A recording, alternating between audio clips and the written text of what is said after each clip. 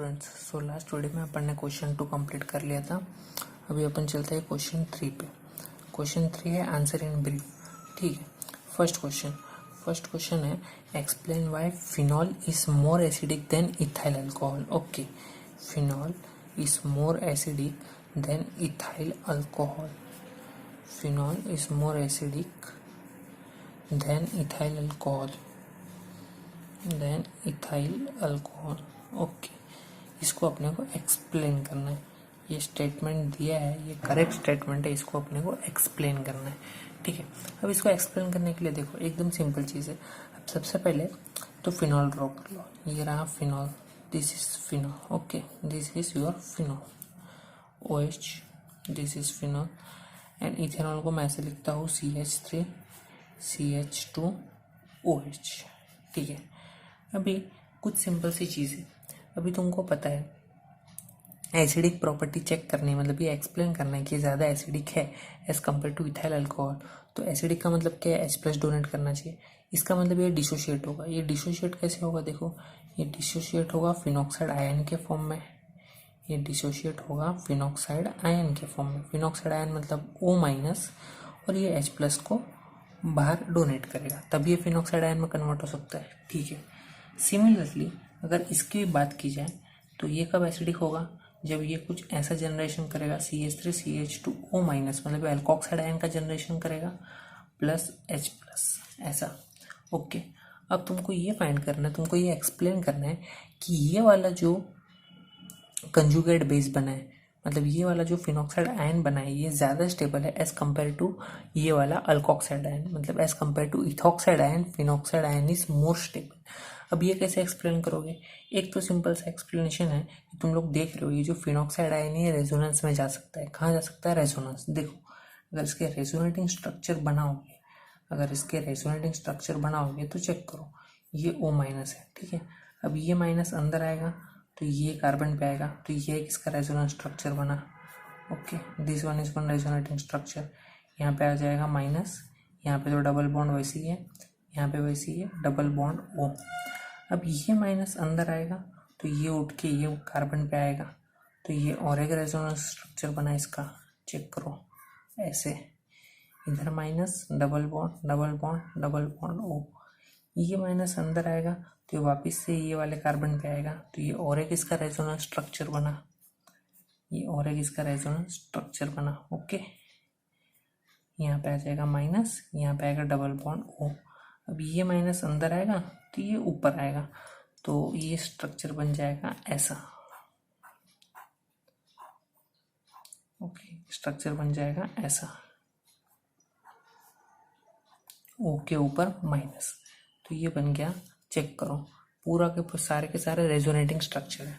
ठीक है, अभी ये जो फिनॉक्साइड आयन है रेजोनेंस की वजह से स्टेबिलाइज है। स्टेबिलाइज का मतलब क्या है? ये ऑक्सीजन के ऊपर जो माइनस चार्ज है, ये पूरे के पूरे बेंजीन रिंग पे माइनस चार्ज फैल रहा है। देखो, पहले ये कार्बन पे आया, फिर ये कार्बन पे आया, फिर ये कार्बन पे आया, मतलब ये माइनस चार्ज पूरा का पूरा कार्बन के ऊपर डिलोकलाइज हो रहा है। ठीक है, माइनस चार्ज स्टेबिलाइज हो रहा है। यहाँ पे ऐसा कोई स्टेबिलाइजिंग पावर नहीं है। क्यों नहीं है? क्योंकि तुम लोग चेक करोगे तो ये CH3 हो या ये CH2, मतलब ये पूरा इथाइल ग्रुप इलेक्ट्रॉन डोनेटिंग का काम कर रहा है। इसको इलेक्ट्रॉन और डोनेट कर रहा है। ये ऑलरेडी नेगेटिव चार्ज है, इसको और इलेक्ट्रॉन डोनेट कर रहा है, तो ये स्टेबल नहीं रह पाएगा। ठीक है, इसके लिए ऐसा बोलते हैं कि phenol is more acidic than ethyl alcohol. ये इसके एक एक्सप्लेनेशन था। दूसरा एक्सप्लेनेशन ऐसा भी इसका अच्छा निकल सकता है कि तुम लोग ये वाला कार्बन एटम चेक करो। ओके, ये कार्बन एटम क्या है? ये कार्बन एटम है sp2 हाइब्रिडाइज। सिमिलरली ये कार्बन एटम चेक करो, ये कार्बन एटम है sp3 हाइब्रिडाइज। ठीक है, अब sp2 हाइब्रिडाइज कार्बन एटम में परसेंटेज ऑफ एस कैरेक्टर कितना होता है? परसेंटेज ऑफ एस कैरेक्टर होता है किसमें? sp2 हाइब्रिडाइज में परसेंटेज ऑफ एस कैरेक्टर होता है 33.33%। सिमिलरली sp3 में कितना होता है? sp3 में परसेंटेज ऑफ एस कैरेक्टर होता है 25%। और एक रिलेशन तुमको पता होना चाहिए कि percentage of S character is directly proportional to electronegativity negativity of atom और ग्रुप, इलेक्ट्रोनेगेटिविटी ऑफ एटम और ग्रुप, ओके, ऑफ एटम और ग्रुप। अभी मैंने तुमको लास्ट वीडियो में बताया था, जब मैं एसिडिक प्रॉपर्टी बता रहा था, कि अगर इलेक्ट्रॉन विड्रॉइंग ग्रुप प्रेजेंट है, अगर इलेक्ट्रॉन विड्रॉइंग ग्रुप प्रेजेंट है तो एसिडिटी को इंक्रीज करता है। अब इलेक्ट्रॉन विड्रॉइंग का मतलब ही क्या है, इलेक्ट्रोनेगेटिविटी उसकी ज़्यादा है वो ग्रुप की, तभी तो इलेक्ट्रॉन को एक्सेप्ट करने की कैपेसिटी रख रहा है, ओके।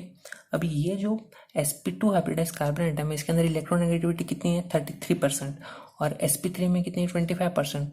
तो कौन इलेक्ट्रॉन ज़्यादा खींचेगा, इलेक्ट्रॉन ज़्यादा खींचेगा ये वाला कार्बन एटम, मतलब ये वाला कार्बन एटम इलेक्ट्रॉन ज़्यादा खींचेगा, ठीक है। अब ये इलेक्ट्रॉन ज़्यादा खींचेगा तो O और H के बीच का जो बॉन्ड है उसकी पोलैरिटी जो है वो इंक्रीज हो जाएगी, और पोलैरिटी इंक्रीज हो गई तो H+ आसानी से निकल जाएगा। अगर यहाँ पे चेक करोगे तो यहाँ पे ये पूरा का पूरा ग्रुप इलेक्ट्रॉन डोनेट कर रहा है ऑक्सीजन को, ठीक है। और ऑक्सीजन को जब डोनेट करेगा तो ऑक्सीजन पे इलेक्ट्रॉन की डेंसिटी बढ़ जाएगी, क्या हो जाएगी, ऑक्सीजन के ऊपर इलेक्ट्रॉन की डेंसिटी बढ़ जाएगी। देखो समझो बात को, जब ये पूरा ग्रुप इसके ऊपर इलेक्ट्रॉन डोनेट करेगा, ठीक है, तो इलेक्ट्रॉन का लोन पेयर तो है, प्लस एक्स्ट्रा थोड़े बहुत इलेक्ट्रॉन की जो डेंसिटी वो ऑक्सीजन की तरफ आ रही है, मतलब इलेक्ट्रॉन डेंसिटी ऑक्सीजन पे इंक्रीज हो जाएगी, और इलेक्ट्रॉन डेंसिटी इंक्रीज होगा तो O और H के बीच का जो बॉन्ड है उसकी जो पोलैरिटी है वो पोलैरिटी डिक्रीज होगा, ठीक है। तो इसके ऊपर जो नेगेटिव चार्ज रहेगा वो H+ को आसानी से निकलने नहीं देगा, जितने आसानी से यहाँ पे निकलने देगा, ठीक है। तो ये भी एक अच्छा एक्सप्लेनेशन है why phenol is more acidic than ethyl alcohol, ठीक है। समझ में आया, देख लो एक बार ध्यान से देख लो, कुछ नहीं, एकदम सिंपल है। मैंने तुमको दोनों रीजन बता दिया, एक रेजोनेंस स्टेबिलाईजेशन और एक कार्बन एटम के हाइब्रिडाइजेशन के ऊपर से मैंने एक्सप्लेन कर दिया, ठीक है। अब चलते हैं सेकंड क्वेश्चन पे। सेकंड क्वेश्चन है एक्सप्लेन वाई पैरानाइट्रोफिनॉल, क्या बोला है, एक्सप्लेन वाई पैरानाइट्रोफिनॉल, ये OH रहा, ये NO2 रहा, okay. Why paranitrophenol is a stronger acid than phenol, okay, stronger acid than phenol. ये तो एकदम सिंपल क्वेश्चन है, स्ट्रॉन्गर एसिड देन फिनॉल। ये तो मैंने तुमको पहले ही बताया था कि इसका एसिडिक स्ट्रेंथ कैसे कंपेयर करना है। अब एसिडिक स्ट्रेंथ कंपेयर करने के लिए मैंने तुमको बोला था, अभी भी बताया, कि जितना ज़्यादा इलेक्ट्रॉन विड्रॉइंग ग्रुप प्रेजेंट रहेगा उतना O और H के बीच का बॉन्ड का पोलैरिटी इंक्रीज होगा, और पोलैरिटी इंक्रीज हुआ तो H+ आसानी से निकल जाएगा, ठीक है। अब चेक करो, यहाँ पे इलेक्ट्रॉन विड्रॉइंग ग्रुप कहाँ प्रेजेंट है, इलेक्ट्रॉन विड्रॉइंग ग्रुप प्रेजेंट है पैरा पोजीशन पे, ठीक है, ओके। तो ये क्या करेगा, इलेक्ट्रॉन को खींचेगा, विड्रॉ करेगा, ये -I इफेक्ट तो लगाएगा, साथ साथ में -M इफेक्ट भी लगाएगा, ठीक है। तो इसकी वजह से NO2 क्या करेगा, इलेक्ट्रॉन को अपनी तरफ खींचेगा तो क्या होगा, ये O और H के बीच का बॉन्ड का पोलैरिटी इंक्रीज होगा और H+ आसानी से निकलेगा, as compare to phenol. Phenol में ऐसा कोई इलेक्ट्रॉन विड्रॉइंग ग्रुप प्रेजेंट नहीं है, ठीक है। तो इसके लिए इसकी एसिडिटी ज़्यादा रहेगी as compare to phenol, as compare to phenol इसकी एसिडिटी ज़्यादा रहेगी, ठीक है। क्लियर है चीज़, ओके। फिर थर्ड क्वेश्चन पूछा है, थर्ड क्वेश्चन है right 2 points of difference between properties of phenol and ethyl alcohol, okay. मतलब सिंपल उसका पूछने का मतलब है कि फिनॉल और इथाइल अल्कोहल को, फिनॉल एंड इथाइल अल्कोहल, ये दो कंपाउंड्स को डिस्टिंग्विशिंग प्रॉपर्टीज बताओ, ऐसी कोई दो प्रॉपर्टीज बताओ जो फिनॉल और इथाइल अल्कोहल को डिस्टिंग्विश करती हो। सुनो, अब यहाँ पे डिस्टिंग्विशिंग प्रॉपर्टी है, ओके। तो पहला तो एक सिंपल सा टेस्ट है लिटमस टेस्ट, ठीक है। जब भी तुम लोग लिटमस पेपर लोगे तो अभी मैंने बताया कि phenol is more acidic than ethyl alcohol, ठीक है। तो जब लिटमस पेपर का टेस्ट करोगे, पहला प्रॉपर्टी बता रहा हूँ, लिटमस पेपर टेस्ट, जब तुम लोग लिटमस पेपर का टेस्ट करोगे तो लिटमस पेपर टेस्ट में क्या होगा, ये ज़्यादा एसिडिक है, मतलब ये चेंज दिखाएगा लिटमस पेपर को, और एसिडिक रहा तो कौन सा लिटमस पेपर यूज़ करते हैं, अपन यूज़ करते हैं ब्लू लिटमस पेपर। तो जो ब्लू लिटमस पेपर है ये रेड में कन्वर्ट हो जाता है जब तुम लोग उसके ऊपर फिनॉल का 1 to 2 ड्रॉप्स डालते हो। लेकिन अगर सेम टेस्ट तुम लोग यहाँ पे करो, लिटमस पेपर टेस्ट, और ये टेस्ट में अगर तुम लोग वापस यहाँ पे ब्लू लिटमस पेपर लेते हो, ठीक है, ब्लू लिटमस पेपर लोगे तो वो रेड में कन्वर्ट नहीं होगा, ठीक है। Alcohol is neutral, ethyl alcohol और any alcohol is neutral to litmus paper test, ठीक है। But phenol is not neutral, phenol blue को रेड में कन्वर्ट कर देगा, तो ये एक डिस्टिंग्विशिंग प्रॉपर्टी हो गया। सेकेंड डिस्ट्रीब्यूशन प्रॉपर्टी, अगर इसका रिएक्शन फेरिक क्लोराइड के साथ करवा देते हो, इसका रिएक्शन फेरिक क्लोराइड के साथ अगर करवा देते हो तो चेक करो क्या होगा। ये रहा phenol ArOH, okay this is phenol.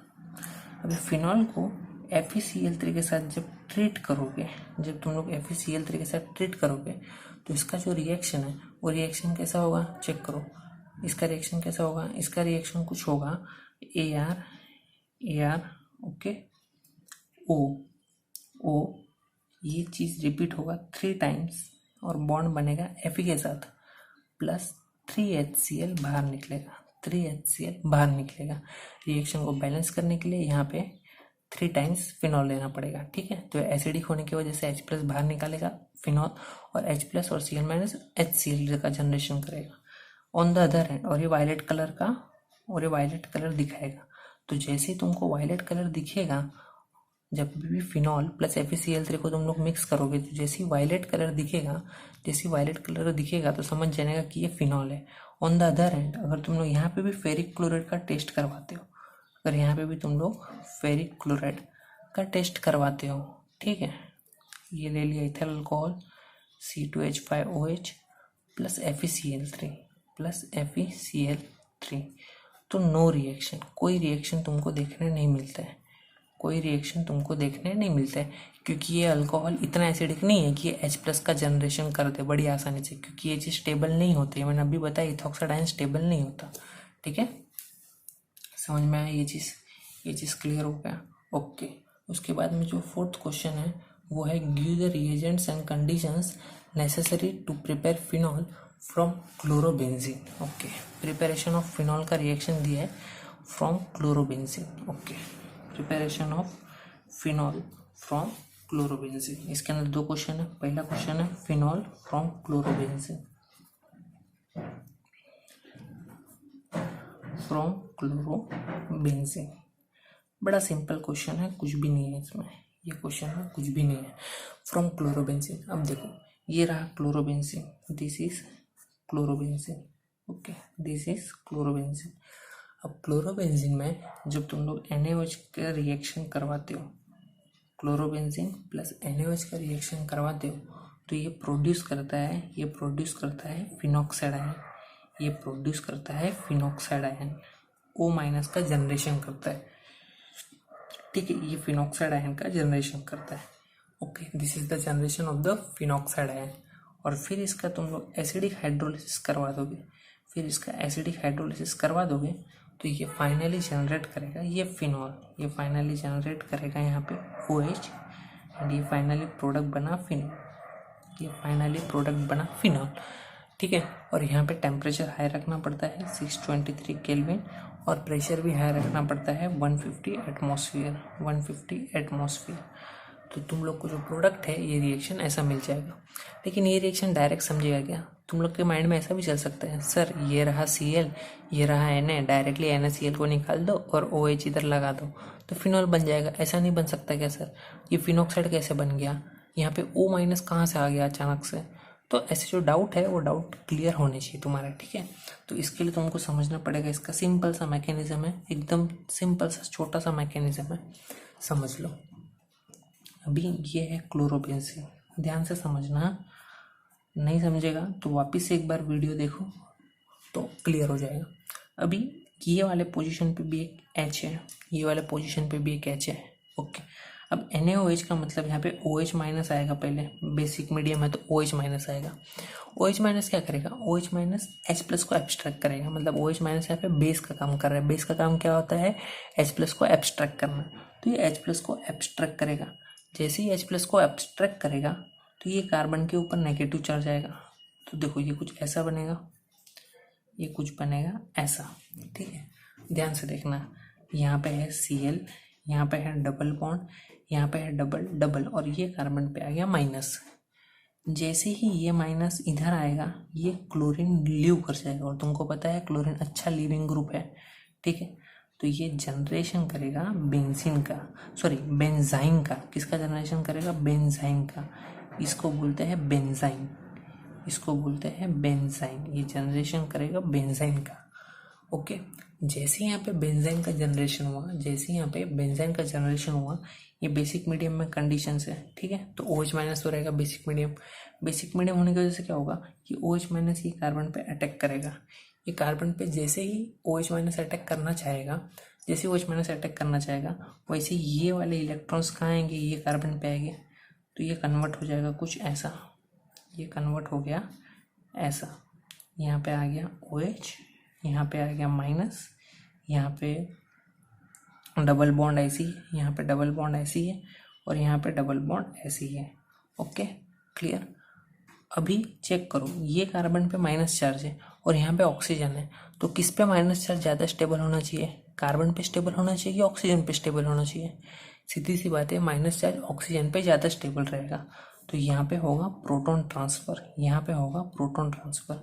ये H+ यहाँ पे ट्रांसफर कर जाएगा, ये H+ क्या करेगा, यहाँ पे ट्रांसफर करेगा, ठीक है। ट्रांसफर करने की वजह से ये कुछ स्ट्रक्चर ऐसा बन जाएगा, यहाँ पे डबल डबल डबल, ये वाले पोजीशन पे ये H+ आ गया, तो यहाँ पे क्या आ जाएगा, O- रह जाएगा, मतलब ये बना फिनॉक्साइड आयन। और यहाँ पे अभी सिंपली हाइड्रोलिसिस करवा दो एसिडिक मीडियम में, यहाँ पे हाइड्रोलिसिस करवा दो, तो ये तुम्हारा प्रोडक्ट बन गया फिनॉल, यहाँ पे तुम्हारा बन गया फिनॉल, ये रहा OH। ओके, ये रहा OH। एसिडिक कंडीशन में तुम लोग हाइड्रोलिसिस करवा दो तो यहाँ पे H लग जाएगा, सीधी सी बात है, तो ये बन गया फिनॉल। क्लियर, ये वाला स्टेप क्लियर हो गया, कुछ भी नहीं था स्टेप में, एकदम सिंपल रिएक्शन था। ओके, अभी है इसका सेकंड क्वेश्चन है from benzene sulphonic acid. Phenol ही प्रिपेयर करना है, बस प्रिपेयर करना है इस बार phenol from benzene sulphonic acid,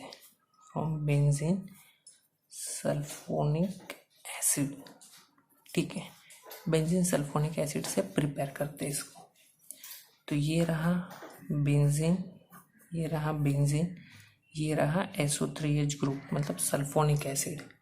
इसको NaOH के प्रेजेंस में ट्रीट कराओगे तो पहले स्टेप में ये कन्वर्ट होगा, एकदम सिंपली एसिड बेस रिएक्शन है, तो ये सॉल्ट में कन्वर्ट होगा, SO3Na+ के फॉर्म में कन्वर्ट होगा, ठीक है। फिर इसको जब तुम लोग NaOH के साथ फ्यूज कराओगे एट हाई टेम्परेचर, तो ये कन्वर्ट होगा सिंपली फिनॉक्साइड आयन में, और फिर इसका हाइड्रोलिसिस करा दोगे एसिडिक मीडियम में, तो ये सिंपली कन्वर्ट हो जाएगा फिनॉल में, तो समझ में आया रिएक्शन। ये रिएक्शन थोड़ा सा रट्टा मारू टाइप रिएक्शन, क्योंकि इसका मैकेनिज्म बहुत लंबा चौड़ा है और बताने की ज़रूरत नहीं है स्टेज पे, ठीक है। समझ में आ गया इतना? Okay, thank you.